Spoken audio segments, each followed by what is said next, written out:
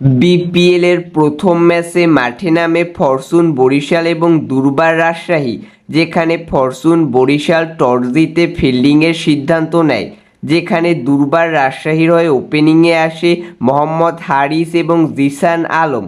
যেখানে মোহাম্মদ হারিস 12 বলে 13 রান করে এবং জিসান আলম ডাক মেরে প্যাভিলিয়নে ফিরে যায়। যেখানে এনামুল হক বিজয় 51 বলে 65 রান করে রয়েছে 4টি 4 এবং 5টি 6-এর মার।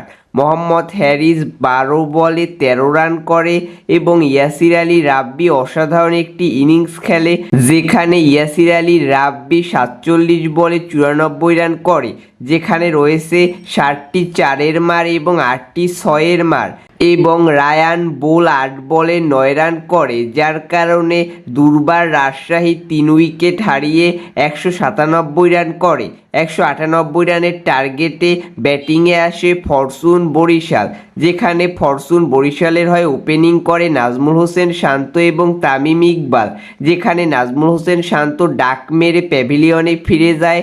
তামিম ইকবাল 5 বলে 7 রান করে।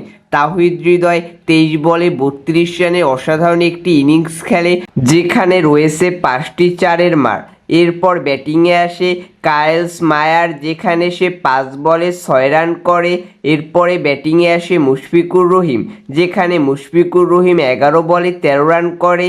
এরপর ব্যাটিংয়ে আসে মাহমুদুল্লাহ রিয়াদ, যেখানে মাহমুদুল্লাহ রিয়াদ 26 বলে 56 রানের অসাধারণ একটি বিধ্বংসী ইনিংস খেলে, যেখানে রয়েছে 5টি 4-এর মার এবং 4টি 6-এর মার।